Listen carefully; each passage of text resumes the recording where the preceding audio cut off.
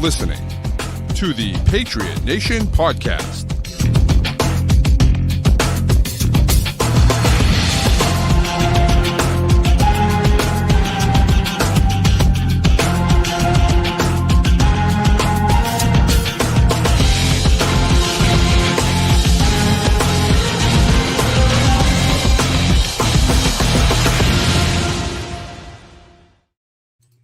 All right, welcome into another edition of the Patriot Nation Podcast. As always, a proud member of the CLNS group of podcasts. Make sure you download and subscribe to all of those great shows for great Patriots content all week long. But tonight, it's the guys here at Pat's Nation Network. Your boy Pat Lane here with my guy Matt St. Jean. And Matt, the Patriots have completed maybe the greatest single-season turnaround in NFL history, going from, listen, I know they won 4 games last year, but let's be realistic. They won 3 games last year to 14 games this year. It's just absolutely incredible what they were able to do. Yeah, a simply remarkable, historic turnaround for the franchise, for this team, for Mike Vrabel, for Drake May. And, the way you do it, finishing strong with these last 2 games, too, is pretty nice. Feels like a quintessential Patriots tune-up before a playoff run from what we've seen of this franchise in the last 25 years. Yeah, it really does. And it's, it felt like the dynasty days when you have a hiccup at the end of the season, you kind of lose focus in a game that you should have won, and then you come out and you stomp the last 2, opponents that you have. And again, this Miami game was close at the half, and then you come out in the second half and you just wallop them. It is funny, though, to think about, if Quinn Ewers doesn't make that horrendous throw into the end zone and Hawkins picks it off, it's curious. I'm curious to see kind of what would have happened in that situation. If they go down and tie the game, do the Patriots respond with those 3 straight touchdowns like they did on offense? It's just so. Obviously, I'm going to be honest, but it's interesting. I'm going to be honest. I think they do the way they played this Sunday. There was, I think, between the end of the Ravens game and the first 2 drives of Dolphins games, week 16 through 18, the Patriots' starting offense had a sequence there where in 11 drives they had 10 touchdowns and 1 drive to kneel out a game against Baltimore. So that's 10 consecutive drives where the goal is to score, where the starting offense scores a touchdown. And, it's not high quality defenses down the stretch here, but that's what you're supposed to do against bad defenses. And they did it. Really just back-to-back full team wins here, putting bad teams in the dirt to end the season. Yeah. Yeah. And it's really just, one of the things I love, and it's, it's everyone contributing. It's not one guy, it's everyone. And that's been awesome to see as well. We'll talk about the MVP race, but it has felt like a very team year this year. I mean, it has. And, they finished top 5 in scoring offense and scoring defense. And the defense has gotten a lot of criticism, and a lot of it is deserved. This is a unit that it's not a unit without faults. And, I think there's some questions about how they're going to handle better competition in the playoffs. But you finish 4th in points allowed for the season. You just can't be upset with that, especially in a year where your defensive backfield is, a lot of guys who are banged up, and you got a rookie starting at safety, and you miss maybe your best defensive player in Milton Williams, one of your best defensive players for sure, in Milton Williams, for a large chunk of the season at the end. You miss your other great player, Christian Gonzalez, for a chunk of the beginning. You're missing your defensive coordinator for basically the entire season. You're relying on an interim. Really impressive to put that together the way that they have all year. Yeah, it's funny because I was writing my article last night, and I was like, going to write something negative about the defense and the run defense in particular. And then I pull up the stats and I go, okay, Jalen Wright had 13 carries for 23 yards. Ollie Gordon had 9 carries for 9 yards. And Quinn Ewers was 16 to 23 for 137 yards passing, and he was sacked 4 times. So, like, there were times when I was like, oh no, I'm worried about what the defense looks like. But then you look at it and you're just like, what in the world is going on here? Like, as bad as it might seem, you look at the final numbers and you're like, oh, all right, well, like, these people are, they're playing better than we think. And again, you mentioned Milton Williams, you mentioned Christian Gonzalez. The Patriots have been without Robert Spillane for a very long time. They've been basically without Kyrus Tonga for a very long time as well. And they've been without Harold Landry as well. And it's one of those things for me where I look at it and just say, like, yeah, if we can get those 3 guys back healthy next week, and I don't know if we can or not. Spillane being on the field last week for practice gives me some hope that he'll be out there. I'm hoping the same thing for Landry. I'm not sure about Tonga, but getting those 3 guys back with a healthy Milton Williams just, to me, makes this defense significantly more formidable. We'll see, but that's what I think, at least. Well, I think it's funny. You look at the stats, and it's the Patriots defense. It is what it has been all season. So you look at Miami's drives, 11 possessions on the day for the Dolphins. Only 3 of them manage more than 15 yards. The 3 that manage more than 15 yards get consecutive long drives to start the game and a long drive at the start of the second half. And what was uncharacteristic is that the Patriots defense actually held on 2 of the 3. You get a turnover on downs on Miami's first drive, and then the pick in the end zone on the first drive of the second half.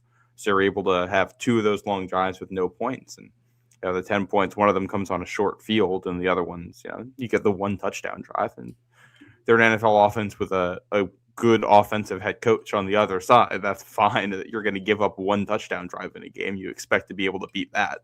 So, it felt ugly at points when you add in the blocked field goal and, a middle 8 that was probably not as strong as you would have hoped. But, you get the pick in there to save that 1 drive, and you're golden from that point on. Right. Well, it's interesting, too, when you think about, where the Patriots were in that spot. And I mean, that blocked field goal was just horrendous. It's 0% on Andy Borregales. I mean, that was just, Zach Sealer just came in unblocked, basically. And that was Brendan Jaimes who was trying to block him. Yeah. You got to practice squad a guy out there who happens to be on your field goal unit, and he gets beat. And Zach Sealer is a good player. Very good player. He's probably the best player on the defense. Well, maybe Chop Robinson, but he's been in the league for a long time. He's a good player. I feel like Sealer just has a thing for making plays against the Patriots. He does. It's every year. It really is. And maybe it's just we play him twice a year, but I feel like he is one of those guys who is just underrated around the league. He's a good player. Yeah. I like him a lot, and you're right. Every time they play him, every time they play them, I'm always like, man, that guy is just always out there making plays. But yeah, he's only 30. I'm curious about what his contract status is. Patriots might be looking for a defensive tackle next year, so he would be fun in New England. I want to pull up a comment here real quick. I feel like it's worth mentioning.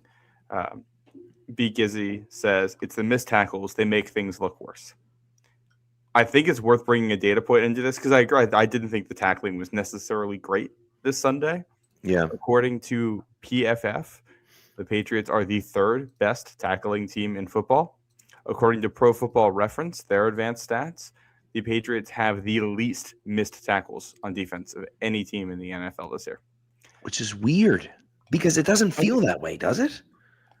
I think I know what it is, and then I think the Patriots are pretty good at tackling, but because I think they're willing to sacrifice power for form on some of them, and guys fall forward through tackles a lot. That felt like the case against Miami, but I don't know. You look at the overall stats, and there were points where it's like, man, this defense stinks. It's you allowed 180 yards statistically, that was the best defensive performance of the year. Right. Right. And it's like, I think we're probably just letting the emotions of a couple of those drives override the way the defense actually played. You're not wrong. I will say that I think I tweeted out at one point, this defense stinks. It felt like it for a second. I don't think I was complaining about the tackling on Sunday too. I'm not immune from this. I didn't think it was their best performance, but Right. And so it's, it's one of those things. So anyway, so we'll see what happens. But ultimately, I was really happy with the performance. I thought that, the way they responded in the second half, that they kind of lost focus a little bit. I mean, they came out and just absolutely shoved the ball down their throat for the first two possessions. Just drove it right down the field. Mondre had the long run on the first drive. Really didn't even throw the ball much. And then, then they kind of lose focus. Miami drives down and scores a touchdown. Now it's, 14-7. And then it's, you're like, okay, like what's going on here? Then they get the blocked field goal and you're thinking, oh God, like this is not, so you're making it hard on yourself. Exactly. But then they come out in the second half and they blow doors and you're just like, okay, they took care of business. And it's hard to complain about those things. And again, I think it starts with the kicker. Andy Borregales hits a 59-yard field goal right at the end of the half. The longest field goal kick, excluding the preseason, the longest field goal kick in Gillette Stadium history. That's pretty significant. That's like Gillette Stadium's been around for a long time now. There's been a lot of games played there. The Patriots are in the playoffs, well, not anymore, but the Patriots were in the playoffs every single year. And so, there are a lot of opportunities to kick a lot of different field goals there. And that's the longest field goal kick in the history of Gillette Stadium. It's pretty impressive. And for the rookie to hit that, I was pleased. I think it's partially, at least, a testament to how much better kickers have gotten over That's very time. true. Like, it's kind That's of also ridiculous. Cam Little's hitting 68-yard field goals and stuff. It's crazy. Yeah. Gillette Stadium is not an easy stadium to kick in either. The wind is weird there. And I don't know if it's a little bit easier since they added the big scoreboard. So maybe that helps Borregales here when you had the open end there and things really used to swirl. I know, especially going towards that open end. Yeah. That's the end where Billy Cundiff missed towards, right? No, he missed the other way. He missed the other way. Okay. That, which of course after we'll have to talk about the Sunday night game, but I was rewatching that Billy Cundiff kick. But yeah, that's super impressive from Borregales, who has put together a really nice season for himself as a rookie kicker. And it's not all perfect. And right. He is still a rookie kicker, so you get into a tough situation in a playoff game. And the fact that he had a 59-yarder is not going to make me feel any better if it comes down to him in a playoff game. But that's still pretty cool that he did that. That was fun to watch. Yeah, and I think too, Vrabel trusts him. And you think about the way it would have been handled, and not to listen. Bill Belichick's the greatest coach of all time, in my opinion. He's the greatest coach ever. It is funny to me. Pete Carroll got fired today. It's funny that people discussed the legacy of Bill Belichick when the UNC thing was going on and UNC wasn't playing well and they were losing and everything, and he's hurting his legacy and all that stuff. I haven't really heard any of that Pete Carroll talk. And that was an unmitigated disaster there. I saw a little of that for the first time yesterday or 2 days ago, and I was reading through stuff, and I was like, it's interesting. Yeah. Well, one thing that was brought up about Pete Carroll is that his run as a really good coach with the Seahawks happened at the same time as a lot of good coaching runs. We talk about Belichick. Right. That's the same time as Jim Harbaugh's run with the 49ers and Mike Tomlin. There's a couple other coaches around that time who I'm blanking on right now. But it's like all of a sudden, with if Pete Carroll was tied with a bunch of guys, now he has this on his legacy. How is that going to affect him? Yeah, although Mike Tomlin hasn't exactly draped himself in glory either. So they're in the playoffs. I don't understand how, but the Steelers just win. It's like you look at that roster before the season, man, and it's like this. I was like, this team should finish third in the AFC North. Yep. They should probably win 6 or 7 games. Yep. And yet I just don't feel like I can predict that because it's them. And it's like, yeah, they look like a 7-win team that accidentally scraped out 3 wins they shouldn't have. And that's like the win against the Colts and the win against the Pats and any of the wins against the Ravens or the win in Detroit. Like, right. And Yeah. and that's been every single season. And it's like, I don't know if Mike Tomlin is like a great coach overall, but like it's hard to deny those results of just like he doesn't lose. Yeah, it's pretty crazy. And it's so true. The Ravens started and ended with heartbreak on Sunday Night Football. So Ravens. It's so Ravens. I was talking to one of the coaches on the basketball team. Sean is a Ravens fan, and he was just like, I go, it's unbelievable, and he goes, no, it's totally believable. This is what happens to the Ravens every single year, and they lose in some horrendous fashion. Third year in a row. Yeah, it's crazy. Yeah, and it's funny because it's similar to the Falcons, where the Falcons are just like all the craziest things in the world can happen to the Falcons. And it's like, yeah, it makes sense. It's the Falcons. Like, the fact that they knocked the Bucs out of the playoffs, who won it's just so stupid. They were eliminated from playoff contention a month ago and finished tied for the best record in the NFC South. It's just like, I love that division. It's unbelievable. It's so good. It's incredible. Going back to coaching in AFC North for a second. Yes. If Joe Flacco does not connect on a Hail Mary in Denver in the wild card round in 2012, that was the wild card, right? Or that was the divisional game. Okay.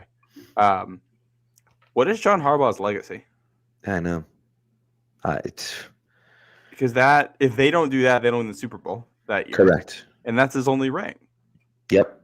And they've had a lot more up and down than like Mike Tomlin. Like the selling point in Mike Tomlin is like, well, your team's going to be competitive. You're going to win games. You're going to beat good teams. You're going to be close. You might not have a chance at the Super Bowl, but you're going to be hard to beat. Right. And like John Harbaugh's had a couple like stinkers. Yeah. It does feel like John Harbaugh's a good but not a great coach. And you've got a quarterback who's elite, but who had injury issues or health issues of other kinds, combined with the fact that like they've had a good but not great supporting cast. And that has always been like, at least one of those three has gone wrong in every single season for them. Yep. And it's like, it's the last 3 years. It's this one. It's, Lamar being hurt puts you in a spot where you have no margin of error for making the playoffs, which comes down to your rookie kicker trying to save a season for you, and he can't do it. Last year, it's your most dependable tight end dropping a pass at the goal line. And the year before that, it's Zay Flowers fumbling at the half-yard line in the AFC Championship game at home with the best team you've had in a decade. Right. Just insane. And the 2 years before that, you missed the playoffs because Lamar's hurt. Right.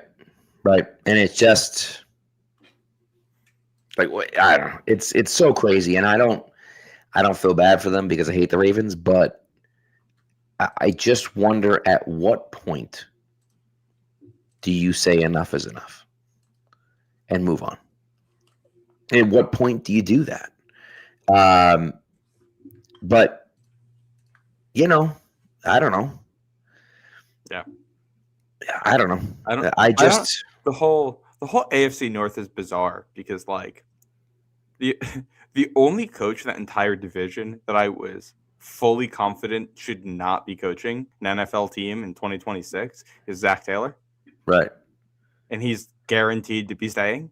And I feel like if you took the other three coaches and just shuffled them between the three other teams in that division, it might work for all three. Like they all just might need new juice. I don't think any of them are bad coaches, but it might be stale. But also, the Steelers are in the playoffs, and like they might win their first game. Right. The Stefanski thing is interesting because, that I think was the owners wanted Shador, and he didn't, and the owners overruled him basically. And at that point, it was basically over. I think that that's really what it came down to, more so than management and what. But it's just, anyways, he's going to get a job very quickly. I think Stefanski is going to get a job very quickly, and Giants or Titans. It does kind of seem like that, and the Giants. Now it depends on how much you believe in Cam Ward. If you believe that Cam Ward can be a good player, then the Titans is a good job. If you believe that Jackson Dart can be a good player, the Giants is a good job.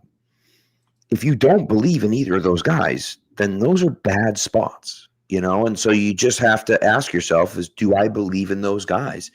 Do I take a look at Cleveland and think, is that a spot that I could win at? Probably not, but like maybe.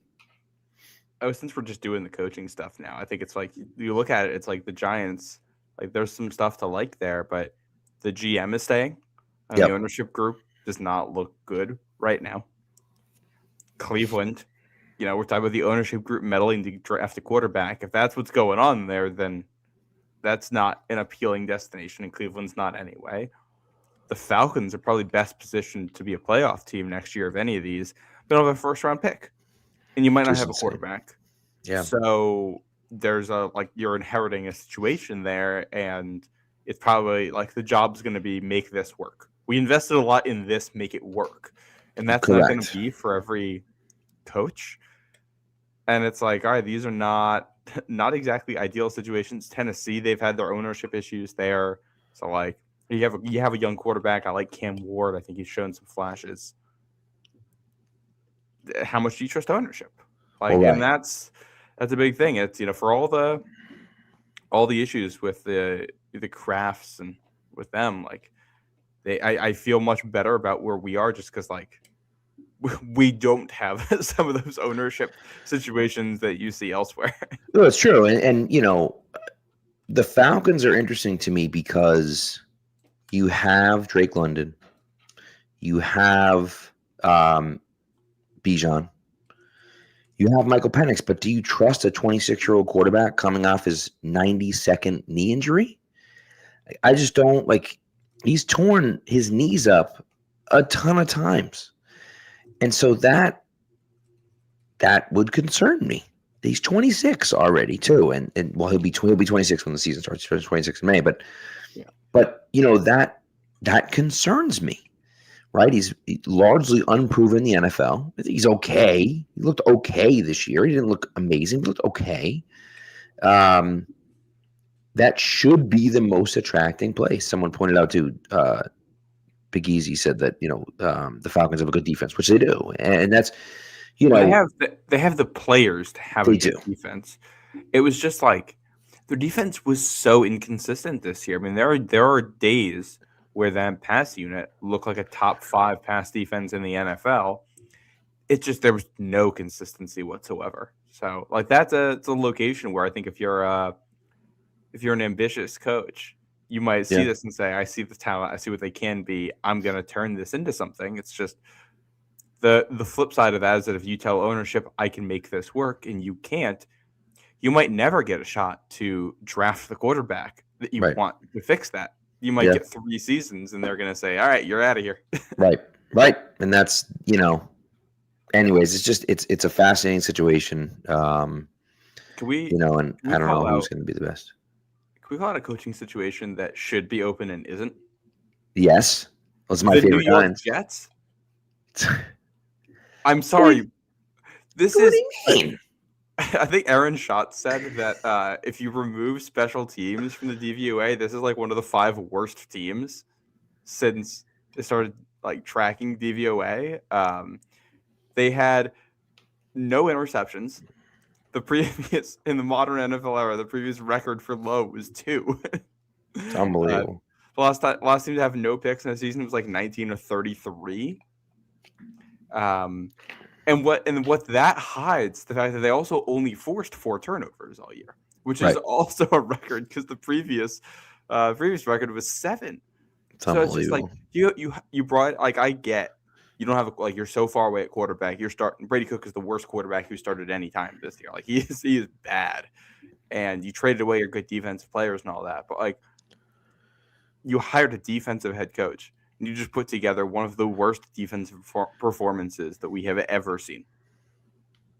Why are we, you have the second pick? I mean, you should with that. You've got Garrett Wilson, bring back Breece Hall, Mason Taylor. You got a good offensive line, and some pieces on defense. So with that pick and all that, that should be a relatively appealing place for a coach, especially if you like more than one quarterback in this draft, then you should be able to just draft the quarterback, plug it in, and hopefully start a turnaround. And instead, you're just going to run it back with Aaron Glenn. This seems like this is the most mystifying coaching decision I think I've seen since the Browns ran it back with Hugh Jackson after they went 1-15. Yeah, it's funny because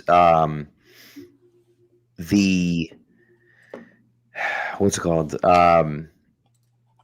You just the levels of horrendousness from the Jets is almost like Garrett Wilson finished as their leading receiver for the year. Garrett Wilson hasn't caught a pass since October 12th. He hasn't played in 2.5 months, and he's the leading receiver for the season. It's impossible. Well, and then their second leading receiver for the season was Mason Taylor, who also did not finish the season healthy. It's just unbelievable. I mean, it's a rookie tight end. It's almost impossible. It's almost impossible. And you just, look, I understand that things happen and so on and so forth, but like, whatever, dude. I was listening to someone, I forget who it was, but I just saw someone on Twitter, and it was the Oregon QB is Moore, right? No, is it Dante Moore? Dante Moore. Right. And they're basically saying Dante Moore should be calling the Raiders and saying, are you going to draft me number 1? Because if you're not, I'm going back to school because I cannot go to the Jets. Like, nobody should want to go to the Jets. And, the hard thing for me is that when do you know? Like, we knew that Gerard Mayo didn't know what he was doing. We knew he was in over his head. We knew from the reports that it was not a professional environment, right? Is that what's going on in New York? I don't know. I honestly don't know. Like, is Aaron Glenn that bad, or is the talent that he has so bad that he just can't do anything with it? And I don't know the answer to that question. I also do think, however, that you get 5 first-round picks in the next 2 years. You, at some point, have to take a look at your GM and say, okay, like, are we going to make a good pick here? Like, how do we feel about this pick? I will say, like, he traded, you make the Sauce Gardner trade, you make the Quinn Williams trade, you make those trades. Fine. But what do we get from our haul? And I guess our lineman was played pretty well this year. And who's developing them becomes the big question. It's like, it's not. In some ways, this is an opportunity for the Jets in that you got to try out Aaron Glenn effectively for free this year. You found out it didn't work, and like, you don't have the quarterback. You're not locked into anything for the future. So if you don't like this, if you didn't like the way it went, you've got the future draft pick. You can just say, we're going to tear it up and we're going to go in a different direction. Nothing lost from this. We tried something that didn't work. Right. And yet, like, this is what a lot of bad organizations do, which we're staring right down the barrel of a spot where the Jets draft quarterback number 2 overall. Aaron Glenn returns. He gets fired in October, and going into year 2 of a rookie quarterback, you are hiring a new head coach. And it's like, well, why are we – and maybe you think, the head coaches are going to be better in that cycle, you're going to be able to attract someone better or whatever. But, like, I don't know why you wouldn't just go for it now, especially, like, someone like Stefanski coming in, I feel like would at least make things more competitive for you with that team, more professional day to day. Right. And it's just like, well, it's fascinating to me because the Patriots are in, were in a similar situation last year, and you almost wonder, and you say, okay, if we move on from a coach after the first year, does that make us a bad organization? That's something a bad organization would do. And I agree to an extent with that. But if you know that this guy isn't the right guy, you have to move on. You have to. Yeah. And so if the Jets know that, now maybe they don't. Maybe they believe that he can still do it. I think their owners are stupid, so who knows? But yeah, and maybe there's stuff behind the scenes that we don't know about. That's like, all right, we have more reason to believe in him. And For what it's worth, Brady Cook was absolutely horrendous. So maybe they just look like a more competitive team, and we're not talking about them this way if they play Justin Fields, Right. like, or Tyrod Taylor. I think one of those guys got hurt. I don't remember, but like if they decide not to tank, Right. And maybe Aaron Glenn was told, we want you to play Brady Cook to see what we have, and ownership just saying, hey, we don't really care about the results from here on out. Wink, wink, nod, nod. Your job is safe next year, no matter what happens down the stretch. So let's go out and evaluate the young guys and go from there. But that just, you'd have to have one hell of a turnaround coaching wise next year. Yeah. And it feels like it's 50-50 that he's gone next October or November. Well, that's the thing, is it could happen, but in all likelihood it won't. And that's really what you're now on the flip side of that. You look at their first round picks. Armand Membu seems like a hit. Olu Fashanu seems like a hit. Yeah. Will McDonald, stud. Yeah. Sauce Gardner, who they just traded, but very good. Garrett Wilson, very good. Jermaine Johnson, very good. Breece Hall, very good. Like, they've hit on a lot of these draft picks. The problem is that the rest of the team around them just isn't any good, and they haven't built up. They haven't built up the rest of the team, and when you don't have a quarterback, it's a mess.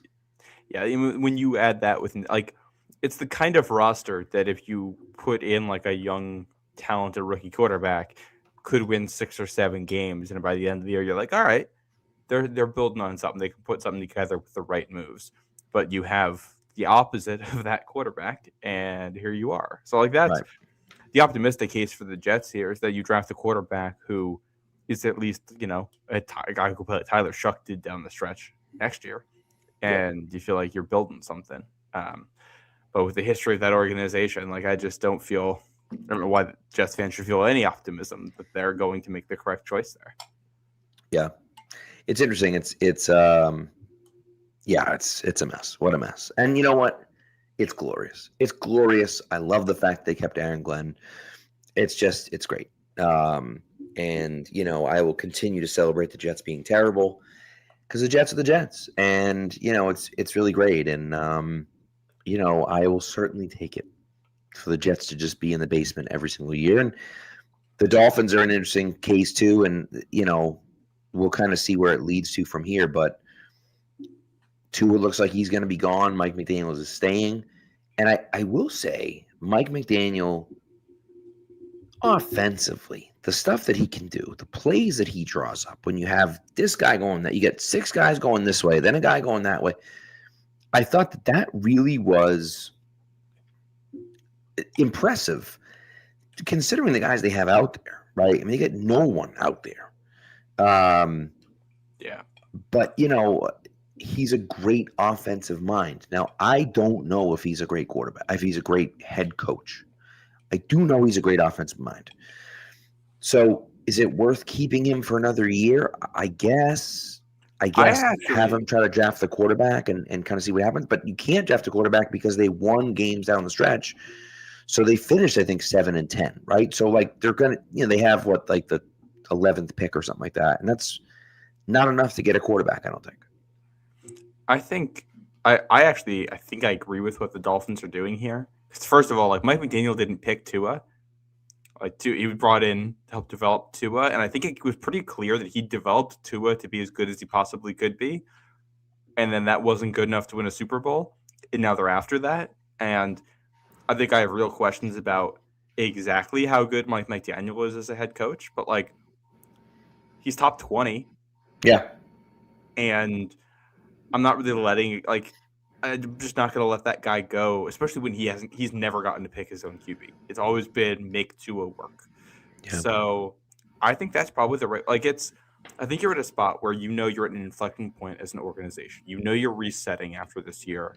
You're going to move on from Tua. So the question then becomes, do we reset at head coach and bring in someone new? Or do we reset at head coach and give this guy a clean slate and just say, all right, we're going to start over and we're going to have you lead here? Because that's what's going on. I mean, it's not I think that's the way to go here. Like I think McDaniel should be safe for at least 2 years. I don't think they're fixing the quarterback situation next year. So I'd have to think the idea is just try to get talent any way you can next year, get a warm body at quarterback, and then draft someone in 2027 and see how that looks and go from there. Right. It's like they've had like Anthony Weaver just got a head coaching interview. Like he's had some good moments at defense. The team is just there's no talent on the roster anymore, none No. whatsoever. And I think the fact that they managed to win 7 games, especially winning games down the stretch once they knew that things were pretty much over, speaks to Mike McDaniel. This is also the second head coach in a row that has had issues with Tua in the locker room.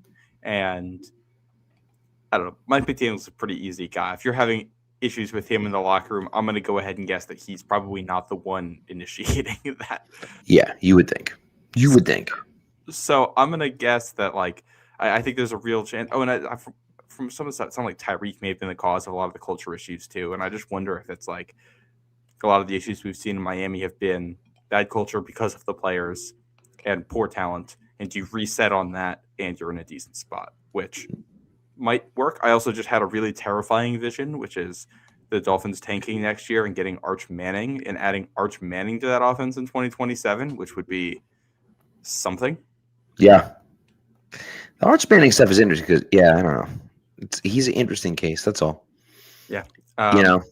Speaking of it's funny because Nate Tice, who is in on Drake May before everyone else and had him as quarterback 1, who was in on Fernando Mendoza before anyone else, said that he thinks Arch Manning would be a top 5 quarterback this year back in end of October, early November. I'd say that, yep. The tape's finally coming around, and he's not going to come out this year, but next year.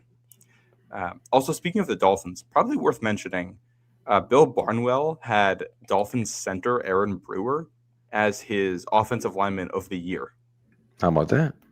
Yeah, which, center's huge in that scheme, and we talked about how the Dolphins needed to get better on the offensive line to make their running game work the way they want to, and that was a really good. He came from Tennessee. That was a really good signing they made. Yeah, that's been a good blend for them.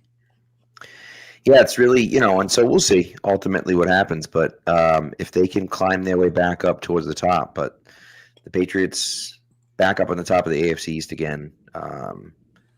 The Buffalo matchup is interesting. All right, let's take an ad break, and then we can talk maybe about just briefly about the matchups, unless there's something else about the game you want to chat about. I guess before we go, that's not true. We do have to mention Ramondre Stevenson.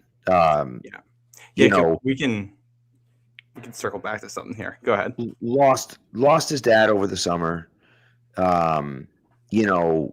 Started off the season just about as bad as you could possibly start off a season. I figured he'd be sent to Alcatraz, and he continued to fight. He continued to battle, and he's looked phenomenal at the end of this year. And, he had a fantastic game on Sunday.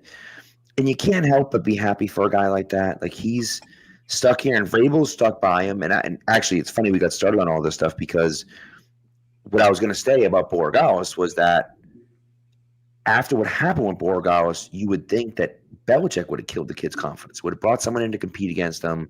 You're not good. You're blah, blah, blah, whatever. And Vrabel's the opposite of that. He holds guys to a high standard, but he also has their back and supports them. And that matters, especially at a position like kicker. And I think it matters at a position like running back too, because there's so much of it that is confidence-based, right? And I think that, that really made a huge difference. So I was really happy to see Ramondre do well. When he's running hard and you have him and Henderson, the Patriots have a really incredible 1-2 punch if they're both running well. And then you add in Drake in the passing game, and it's like, oh my goodness, like Patriots offense becomes very difficult to stop. Yeah, and I think this comes full circle from week 2, where Ramondre Stevenson and Andy Borregales, despite having some rough moments in the game in Miami, both get game balls for what they do late in that one and some of the big plays they make, and rewarding that trust here at the end of the season. Borregales with a 59-yarder and Ramondre with maybe his best game of the year to wrap the season. That's the culture Vrabel's looking to build, and paying off there. I think Ramondre Stevenson gets very underrated for what he does in the passing game. The He's block that he incredible has, in pass pro. the block he has that frees up May to throw to Hunter Henry on a big play was sweet. Incredible. And the route running on a sluggo in the red zone to get wide open. I think it's for all this to talk about the athleticism of Trevion Henderson. I think Ramondre Stevenson's actually a more agile runner, which shows up in his route running. Henderson's a lot more straight line. Yeah. But Stevenson's shifty for a guy of his size and his power. I think he's kind of a unique running back. There's not a lot of guys like him because he doesn't have – he clearly, as you can see with the long running, he doesn't have breakaway speed. He's got good speed, but not breakaway speed. Right. And he's a big running back, but he's shifty. And it's not quite the same, but there's some LeGarrette Blount there. Yeah. I don't think Blount was quite as shifty, and I think Blount was stronger and had that better straight line speed. Ramondre's a unique player in that role, and he and Henderson complement each other well. These two back sets they've been working on have been awesome. It's against bad teams, but the running game finally looks good down the stretch here. And maybe that doesn't mean anything. Maybe you go into the first round of the playoffs and you play a good team, the running game is bad again. But we saw this in 2018. The running game was very good until the last 2 weeks of the regular season, and then they figured it out and went into the playoffs and won a Super Bowl. So, you never know what's going to happen here. If they're able to keep this up, if they figure something out with the running game, this suddenly becomes one of the most dangerous. I mean, it already was, but really one of the hardest to defend offenses in the NFL. Yeah. Now imagine if Hunter Henry could throw a block. I mean, geez, imagine how good the running game would be. But, what are you going to do? Any other notes from the game that you want to get in now? We can probably hit a few of them after the ad break if you want, but I don't know if there's anything you wanted to mention now. I mean, I think one of the things I'll always hammer home with the situational football stuff is that you come out and score in the first 2 drives and set the tone early at home. That's phenomenal situational football. And I think with the way the defense has played this year, not starting games hot, you need that. You need an offense that can get off to hot starts, which was nice. And then, it was also nice to see them come out with 3 straight touchdown drives in the third quarter. Yeah. That has kind of been a lull spot for this offense. You go back to the Bills game or even, the Ravens game where they just the offense hasn't been as good in the second half and the third quarters, and just being able to do that and put them away, I thought was really nice. And, we'll see how that projects against better opponents, but I think it was nice to see. I think basically every element of that Bills loss, we have seen them rectify in some way since then. Yeah, I agree. And that makes me feel good. You want to see teams win in multiple ways. You want to see them overcome their flaws in season and grow and develop. And, again, weak opponents the last 3, but they did a good job against them of doing that. Agreed. All right, I have a few more things that I want to talk about, but let's do the ad break first, and then we'll kind of there's just 2 small things I want to mention, and then we'll kind of go from there. This episode, of course, is brought to you by Prize Picks. Whether you're starting a new routine or making player picks the first time, trying something new can be hard. But in life and on Prize Picks, it always feels good to be right. With high-pressure playoff matchups every weekend and elite hoops action almost every night, the action never stops, and Prize Picks lets you take control. Now, one of my favorite features on Prize Picks, they now have an early payout if your player gets off to a hot start, and you now have the option to cash out those winnings before the last game even finishes. And again, the fantasy season doesn't end on Prize Picks. Yes, your fantasy season is over.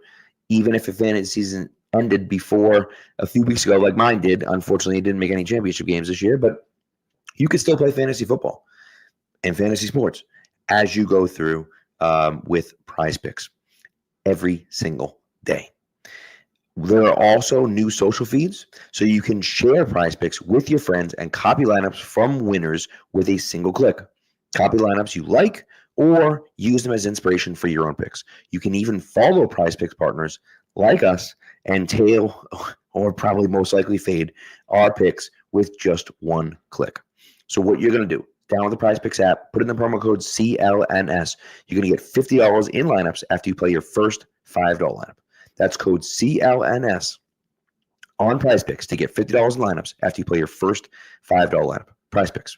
It's good to be right. All right, so a few things that I think we just should mention.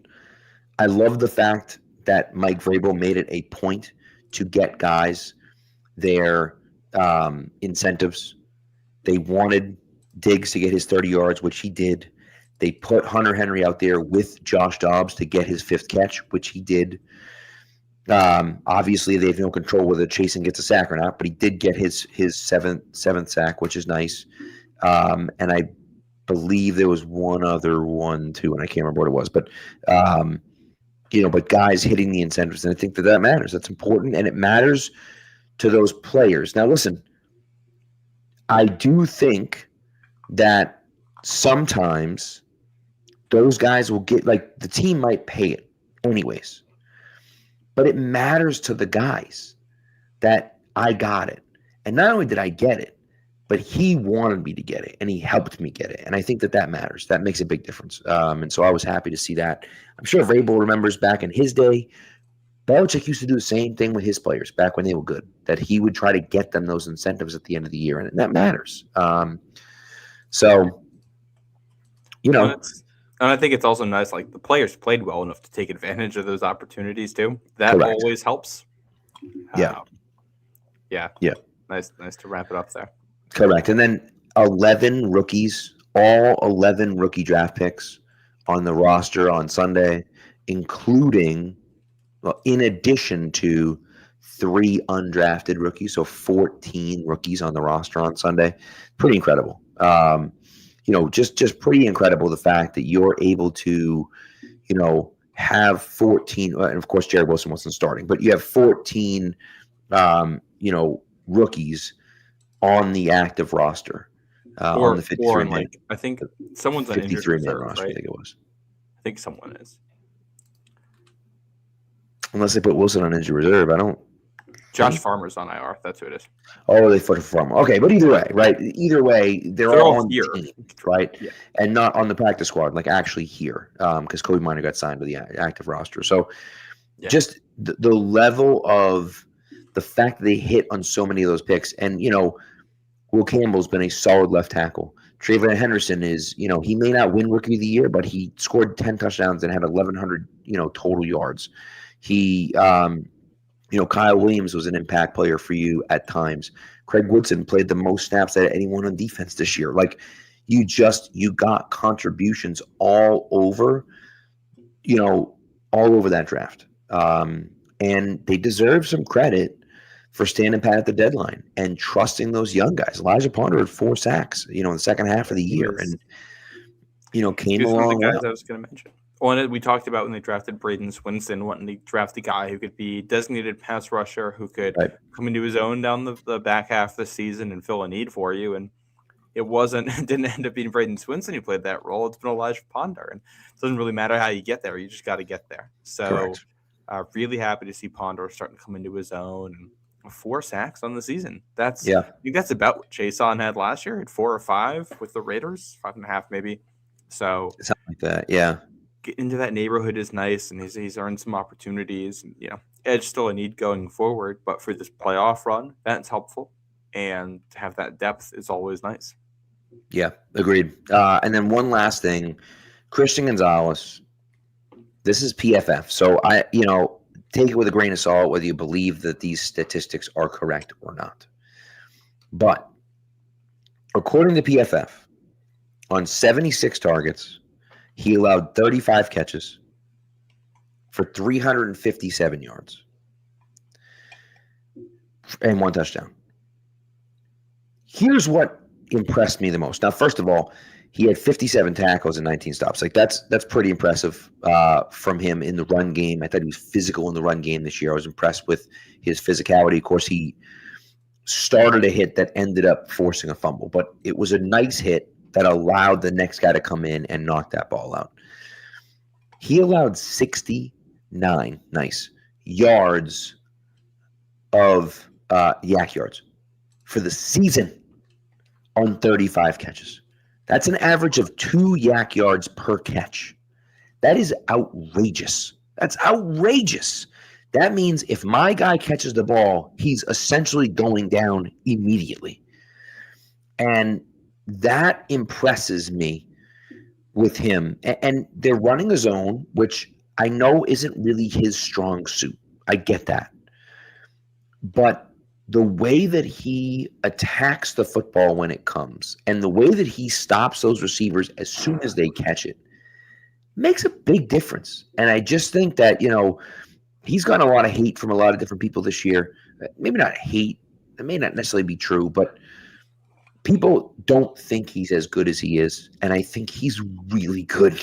I think sometimes people take it for granted how good he actually is.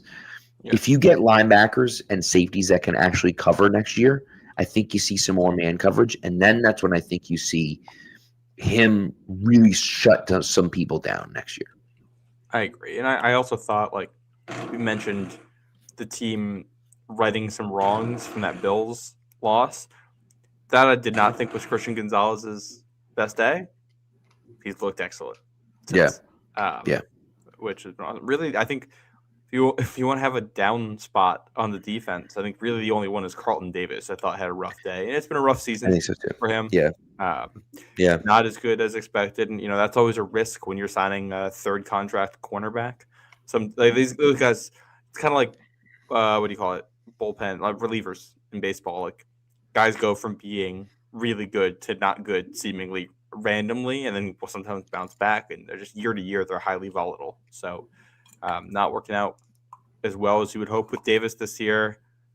I would assume, well, at least part of that's the injury he had earlier this year. I'm just going to assume he's playing through that a little bit, and that's not helping. Yeah, it's true, and that certainly could be part of it. I think TD said, what did he say? 5 for 180 with $100 million guaranteed. It's a hefty contract. That's a hefty price to pay. I don't know. Do you think the Patriots pay that? I guess the real question to me is, will they play an actual man defense? Because I think Christian Gonzalez is a stud. I think he's not worth that money if you're going to be playing a mainly zone defense. Well, I will say, I think the other part is that we don't know what the defensive coordinator situation is going to look like next year. Yep. And we don't know what they're going to do with the other corner spots. And then the other part of this, if they want to play more zone, like Christian Gonzalez might just get better at zone with experience here. He's a phenomenal athlete. He triggers on things quickly. He's long. So if you're going to ask him to play, or if you're going to play any kind of cover 4, that quarters, that basically turns into man coverage. And if you're going to play, cover 3, which they played a lot of cover 3 this year, that's going to be a lot of him in that Richard Sherman role as a long defender down the boundary. That's something that I have full confidence he can do. So, give him a little bit more experience in this, and maybe he adds a little bit in the zone department, and you end up feeling really good about the scheme fit. So, that's true too. We're not there. I think Christian Gonzalez is a great player. So, you either try to keep him, or if you're getting rid of him some way, you're getting a lot back in the process. That's for sure. Well, I guess then the question is you have to make the decision on the 5th year option after this year. Oh, you're taking the 5th year option. There's no. So you take it, right, 100%, and then if you rip it up, if you got to rip it up and add it into the extension because you want to do that, then fine. You know what I mean? So, but yeah, it's interesting. I just think guys like that don't grow on trees. I think he's a better player than Sauce Gardner is. And so I just feel like you might be able to get a ton for him, but it's not worth it. I'd rather just keep the guy. Yeah, no, that's you're keeping him unless the contract demand is something insane that someone else will offer and you won't, or someone gives you an offer you can't refuse trade-wise. Yeah. But when it comes to this playoff run, receivers you want to have to play here, giving you a lockdown option is pretty nice, especially with, potential matchup against Nico Collins in the second round there. Chargers have 3 good receivers. I look especially like Quentin Johnston as an athlete, and it's like, oh, well, you could put Christian Gonzalez on him, and he's not doing anything all day. That's correct. Outside That's correct. Yeah. Yeah. It's interesting, and that's so. And we're going to get into Thursday. We're going to get into the matchup on Thursday. I don't even want to talk about that right now. What about the other matchups? Because that's what I'm curious about. Well, how do you feel about? Well, can I give a nugget on this before we get into the actual matchup? Sure. Because I just saw this. I thought it was interesting because the Patriots ended up with a Sunday night game, and some reporting has come out after that on how the Patriots got into that slot of all of them. So it was because the Monday night game has to be a 5 versus 4 game for scheduling reasons, just so they can do the travel arrangements. And of the two 5-4 games, Texans Steelers was the one that was seen as the better TV matchup. I'm guessing because Pittsburgh has a lot of fans. You think? Yes. So once that gets that, apparently the NFL had decided that just for rest purposes, to make sure things don't get out of whack, then both of the other AFC games have to be Sunday. So there's no possibility of teams with like a 2-day rest disadvantage. Which makes sense. That makes sense, yeah. And then I didn't realize that actually the top slot in the playoffs is the Sunday 4:30, the Sunday late afternoon. That's where the best game goes. That makes sense. I thought it was either that or Sunday Night Football. So it's the Sunday late afternoon, and the 49ers Eagles game gets picked for that. That was the number one draft pick for the networks. So once that goes, the other two AFC games have to go on Sunday. Right. The one involving the AFC South team obviously gets the early one, and LA and New England, two big media markets there, gets the late billing. And the number 2 pick, though, for games was the Bears-Packers game, which that's why it's a Saturday night.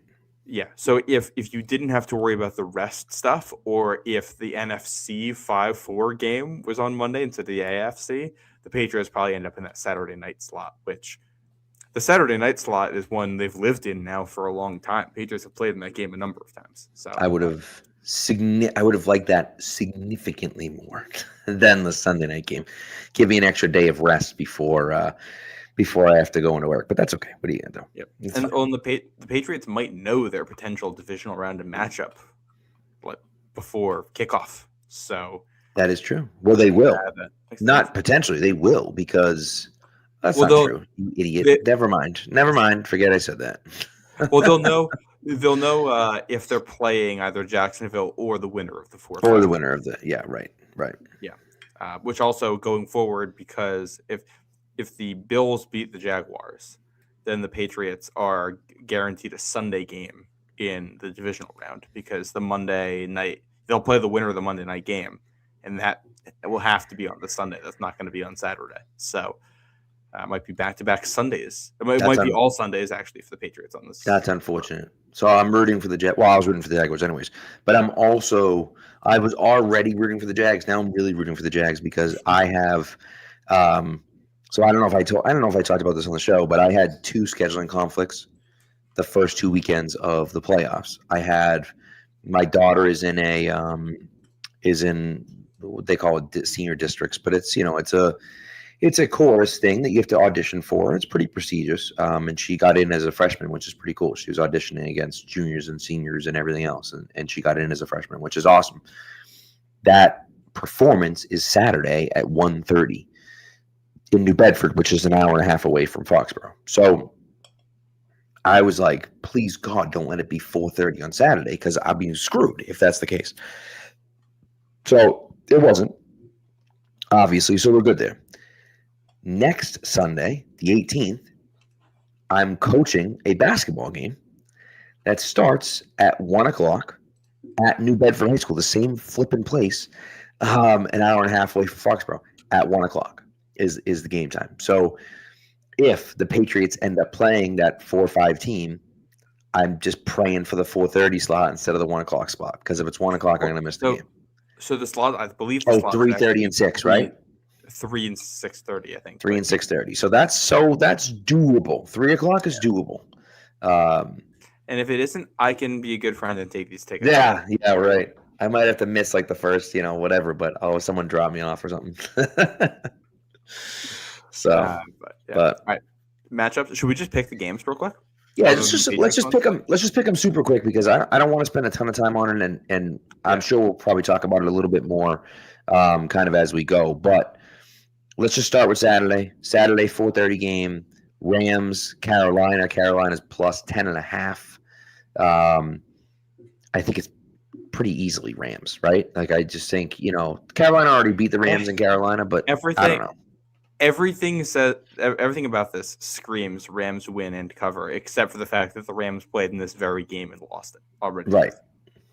I'm still going to take Rams to win and cover, but I just feel weird about this. Like this is the type of matchup that would totally upset a Super Bowl contender. Like the team that already beat you and knows you and plays at home and has nothing to lose and knows they shouldn't even be there. Like that's the dangerous part. So still think the Rams, but I don't think this is a sure thing. It's interesting because it was I think they said that this Carolina team's the third worst point differential to ever make the playoffs, fourth worst, and all three of the teams ahead of them that were worse than them all won a playoff game.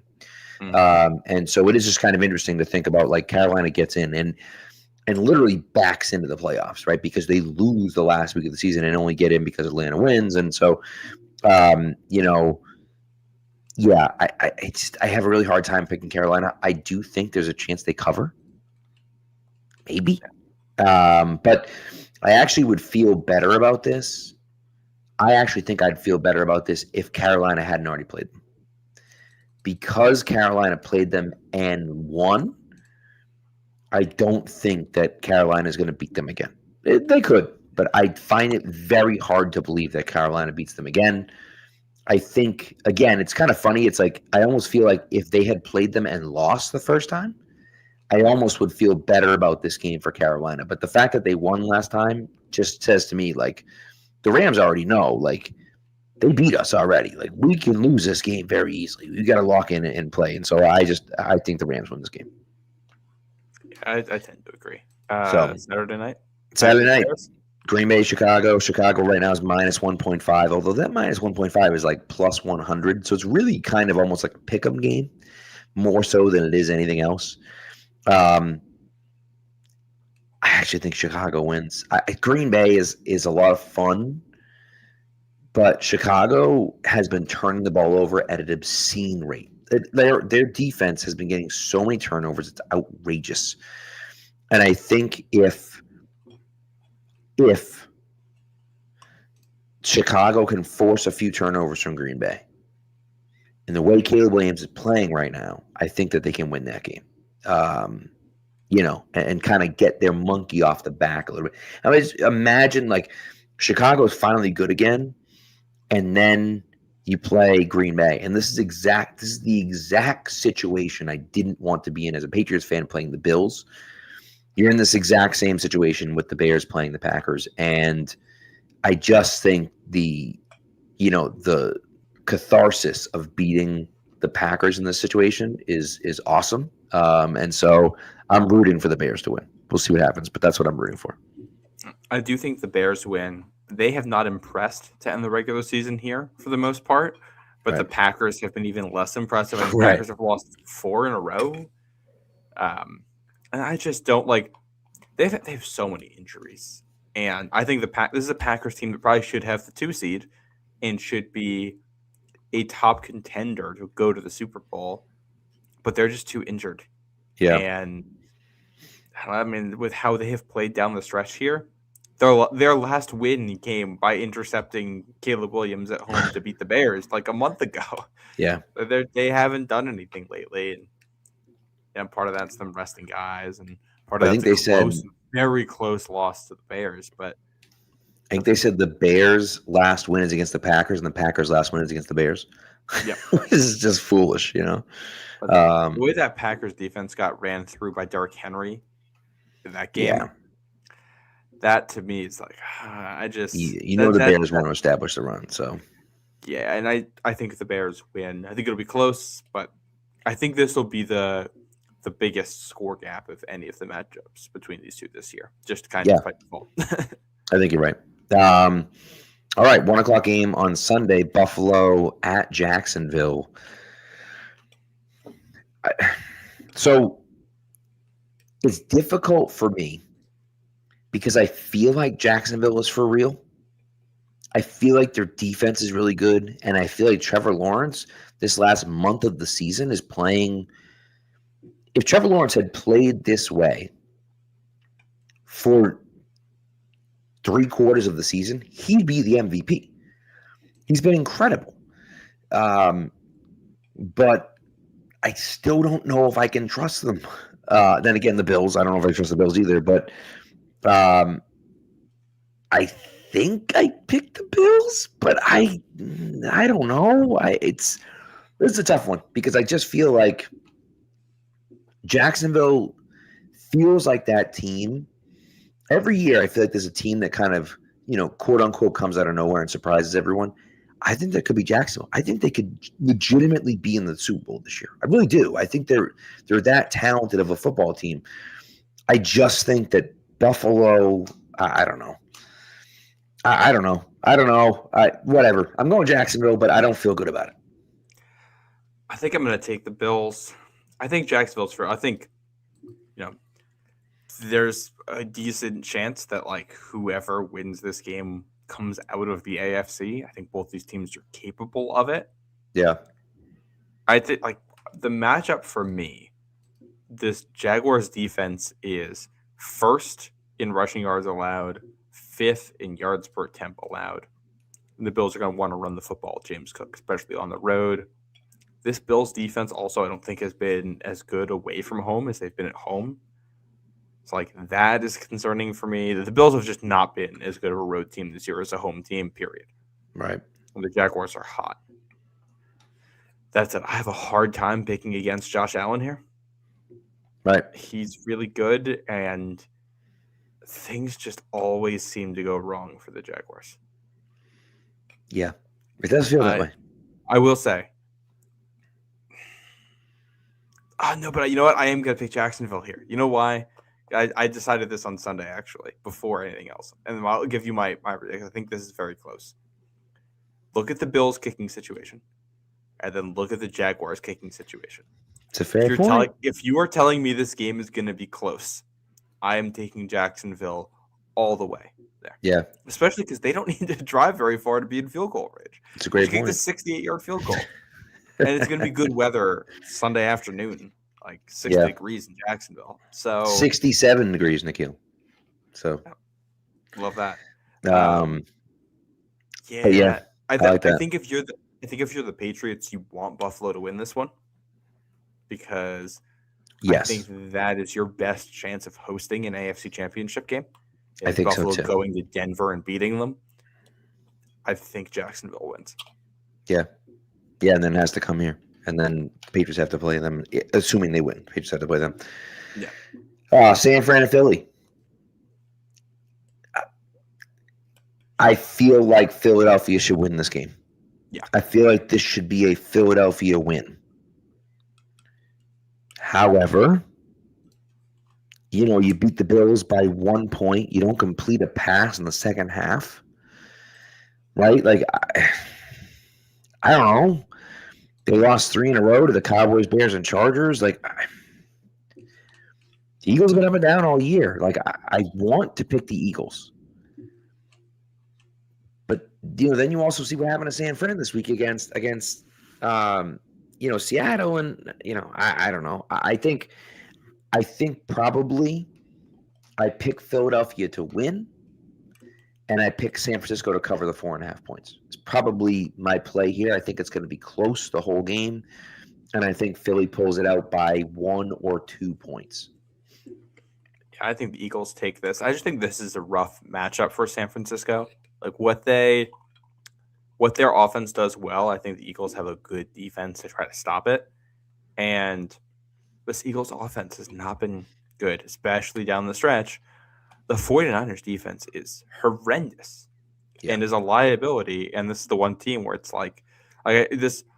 there's back-to-back matchups here that I think are like this, with this one and then the Patriots Chargers, where it's on one side of the ball you've got worst versus worst, and it might come down to who survives that. Right. And in this one, it's this Philly rushing attack this year, which has been incredibly underwhelming against the Niners run defense that can't stop anything. Right. And if this Eagles offense, if they score 3 touchdowns, I think they're winning this game. And they're at home. And I like this for Philly. Yeah, I like it. We're not going to talk about the Chargers Patriots. I'm assuming. I mean, I'm picking the Patriots. I'm assuming you're also picking the Patriots. We won't talk about it. We won't break it down. But I'll just mention the worst versus worst. There is going to be offensive versus defensive lines when the Chargers have the ball. PFF has this Chargers offensive line is 31st in pass blocking and 32nd in run blocking against this Patriots defensive front that has been banged up. So it's hard to tell how fair it is, but the pass rush and the run defense have not been as good in the back half of the season. So I think that kind of becomes your battle to watch of what determines the game. If one of those teams is able to turn the other team's weakness into a fatal flaw, exploit it, and take over the game that way, for both the Eagles-Niners game and this one, I think that probably determines the winner. Well, I think the biggest question is, do you get the question is, do you get a healthy Robert Spillane, a healthy Harold Landry, and a healthy Kairos Tonga back? If you get those 3 back, I think your run defense becomes exponentially better.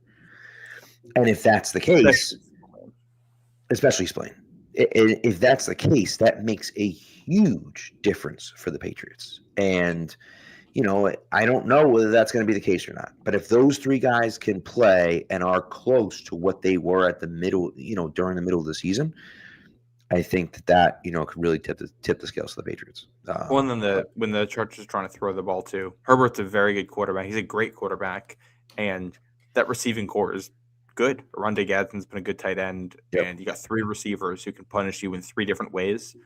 So if Herbert has time, he's gonna beat you. So the pass rush is huge there. Harold Landry, Elijah Ponder breaking out here is nice. Anthony Jennings having a nice game last week. Kayvon Chason might end up being a key X factor type guy on Sunday. Yep. Yeah. Well, and then it becomes, what do you get from the inside pass rush? Do you get Barmore and Milton Williams coming in, making some plays in the inside too? So we'll see. And then last game, Monday night, Houston at Pittsburgh. I don't see how Pittsburgh can possibly win this game. But I feel like those are the games that Mike Tomlin's teams win. If the Steelers were favored, I'd be putting the house on Houston. But I don't know. Pittsburgh's a home dog. Everything points to Pittsburgh losing this game by double digits. But I don't know. I just feel like these are the weird games that Mike Tomlin's teams win. And so it really kind of calls into question what I even know. But for me, I don't know how I have to pick Houston, but it's so weird.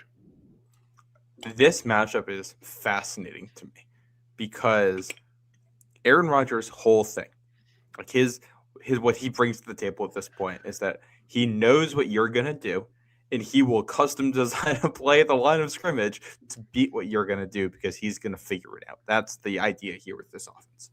The problem is the Texans are the least diverse scheme in the NFL.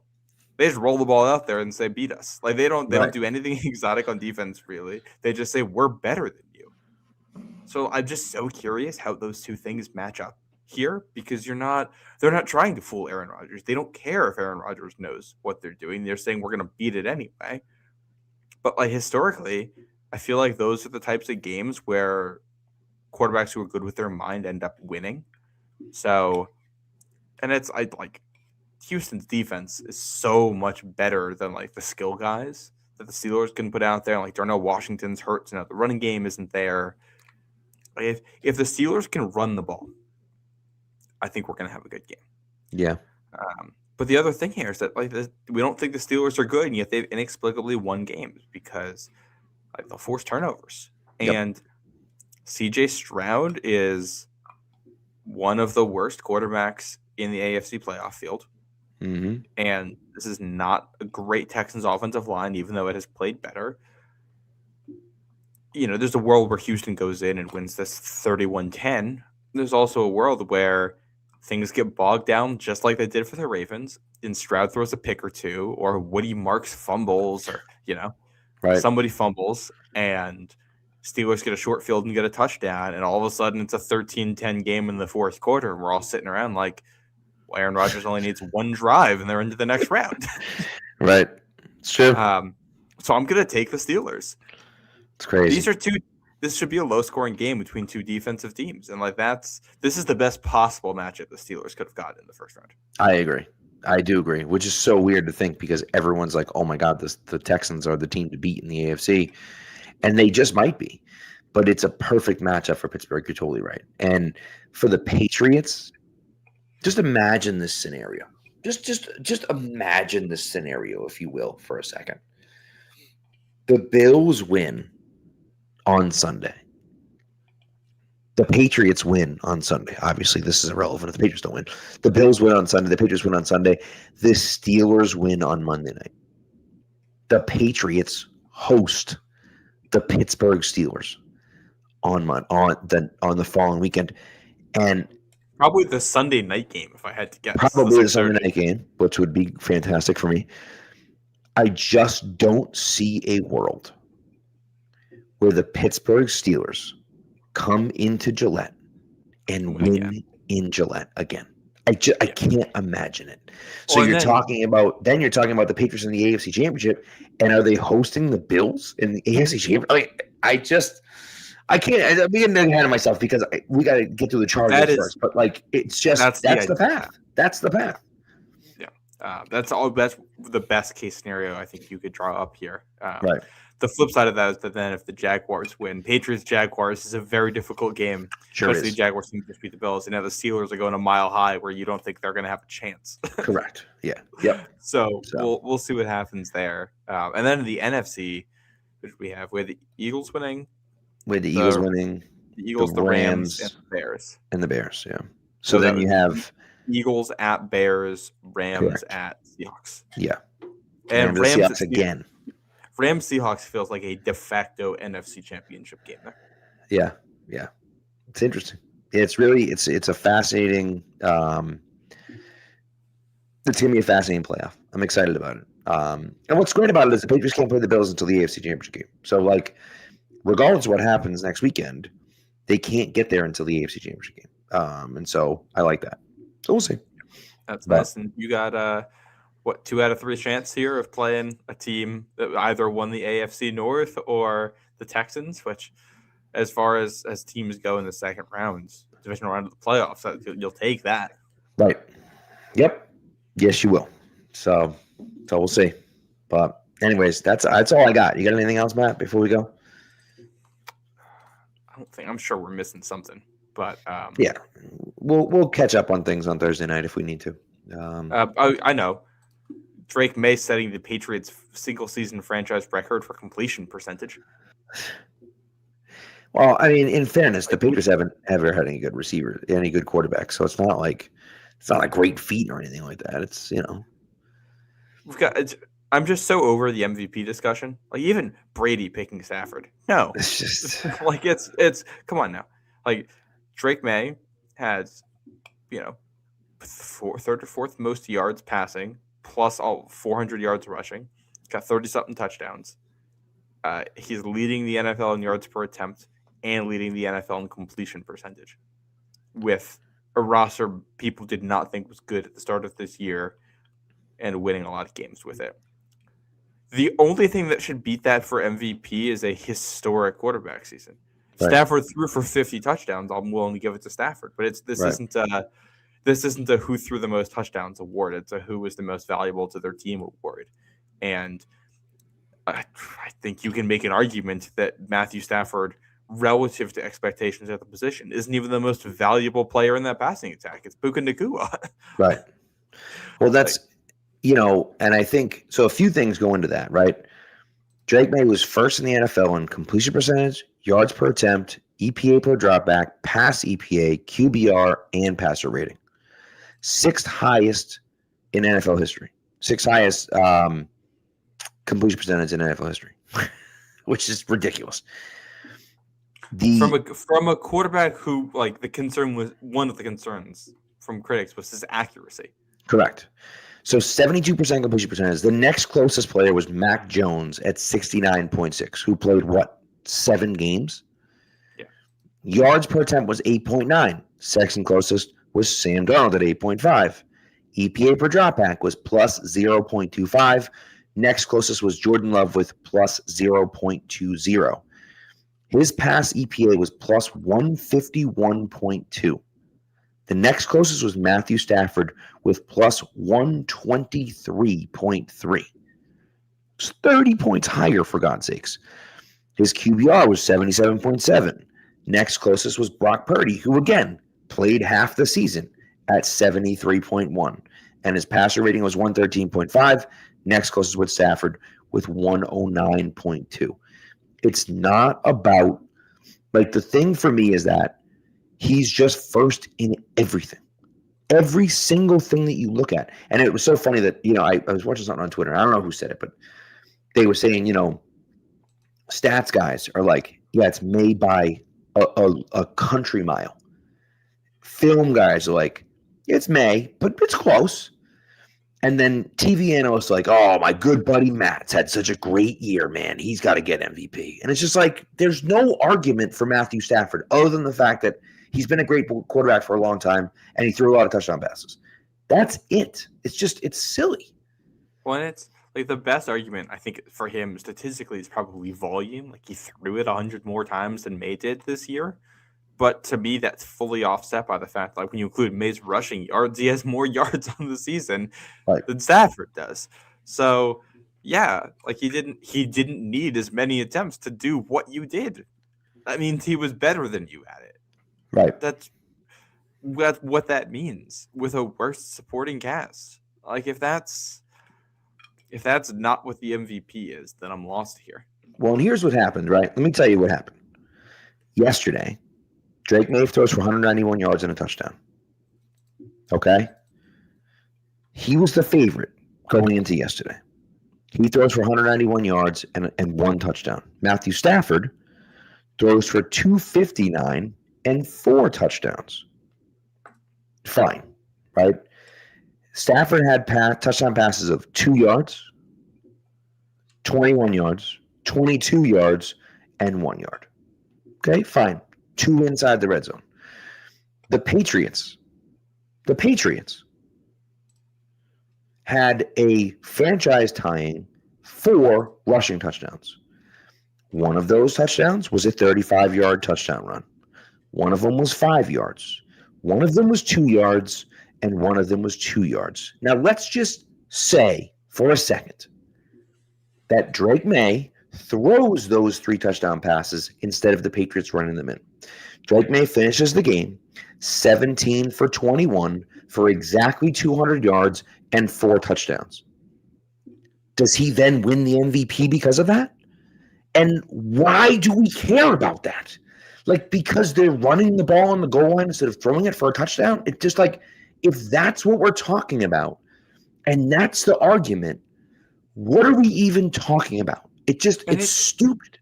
Well, here's the thing. Like, touchdown passes being a tiebreaker, I don't necessarily object to, except it isn't tied. Right. So we can't go to that. And it's not, and it can overwhelm if it's historic. If Stafford's throwing 50, 55 touchdowns, all right, sure, I'm willing to concede that. That's totally fine. Not for these numbers. Right. And they're great numbers. This has been a great season for Matthew Stafford. The award isn't who had a great season, who has also had great seasons before. It's who was the best, who was the most valuable guy this year. Right. Like Yeah. I don't. And it's just, And it's one of those, like, Matthew Stafford, they got him in the game with 4 minutes left, up 10 in the fourth quarter, throwing touchdowns from the 1 yard line. Right. Shameless. And it's, I don't hate on it, because clearly voters are being fooled by this stuff. So you'd be silly not to try for it if they're actually going to listen to it. Yeah. But the idea that I saw Rams fans saying that Drake May's stat padding against the Jets. He played 6 possessions in that game. Right. Right. That's stat padding. He had less than 200 yards passing this Sunday, in part because you had a 3-play, 70-yard scoring drive with 3 rushes to start the game. Right. Thank you, Miami. Yeah. But also because the game gets out of hand so quickly into the second half that you're pulling him.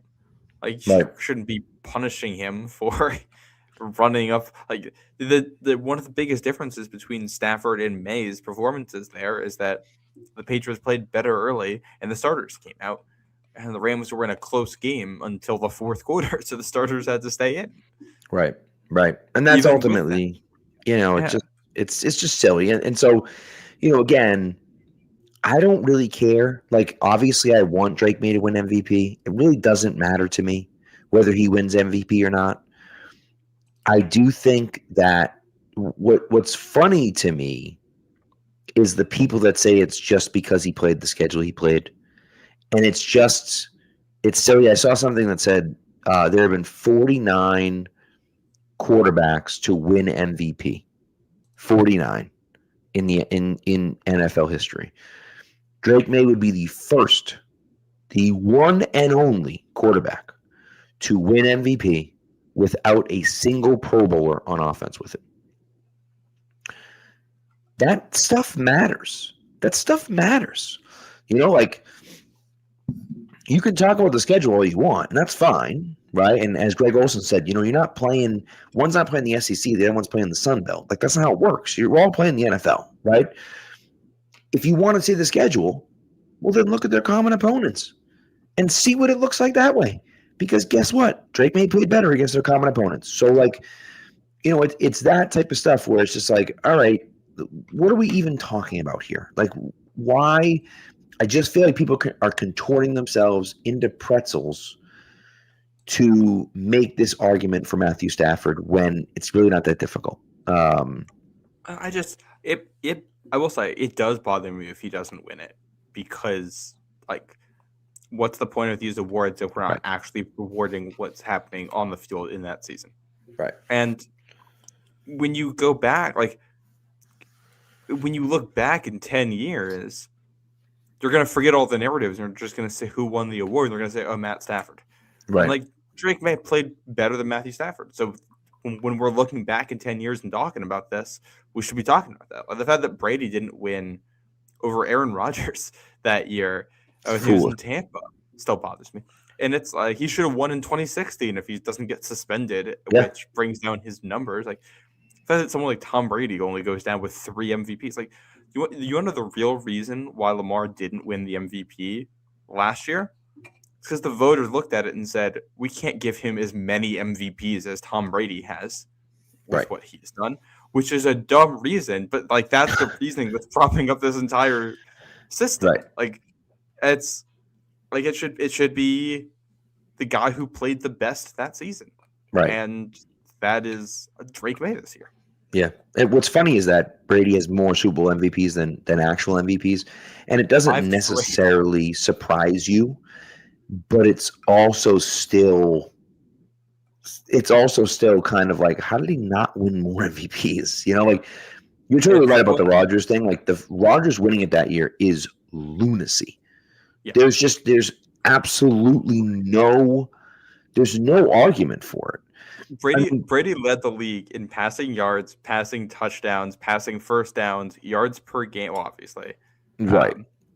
At 44 years old. I mean, he threw for which obviously the age he threw for 5,000 yards. That was a career high for yardage. Yes. It was the only time in his career he cracked. Well, that's not true. He cracked 5,000 yards in 2011, but he throws for 5,300 yards and 43 touchdowns. Second best season in terms of yards per game. Second best season in terms of total touchdowns. It was lower in terms of, like, yards per attempt, but, like, man, that season, it was so good and it should have been recognized and it wasn't. And that just bugs me. And, like, there are valid reasons to vote for Matthew Stafford. There shouldn't necessarily be like a unanimous MVP or anything, and I'm open to listening to other arguments. But when someone like Dan Orlovsky, who has a personal relationship with one of the guys, gets Right. a vote, and when you listen to his reasoning, it doesn't make any sense. Right. Mr. I wash my towel once every 30 times I use it gets to vote for MVP. Yeah, it's just, Like it's, well, and again, it's you go back to that 2021 one, right? Like, Brady threw for more than 1,000 yards. Over 1,000 yards more than Aaron Rodgers did. Right? It's like, it's insane to think about. This was 2021. Yes, it was 2021. Yeah. He throws for more than 1,000 yards more than him.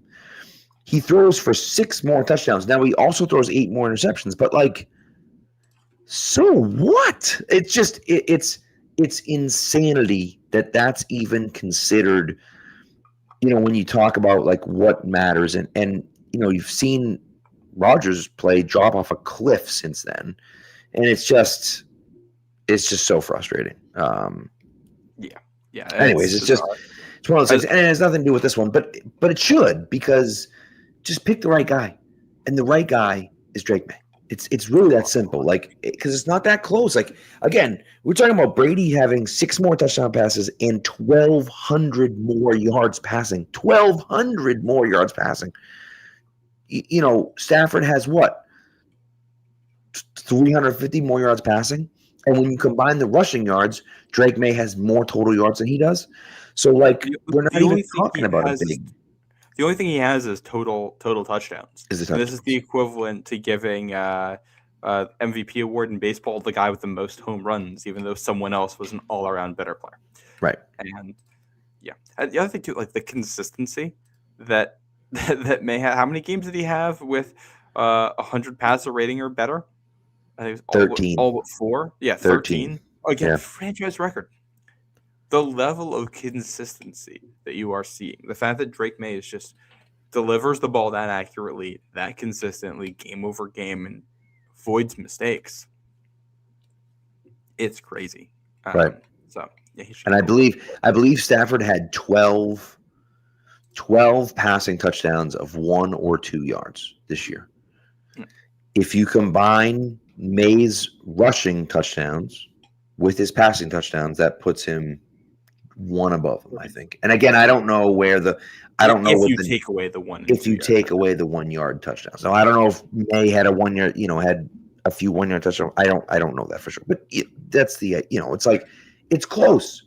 It's close enough that the analytical numbers, right? That the advanced metrics, that every single one of them goes to May, and it's not close. He's leagues above everyone else.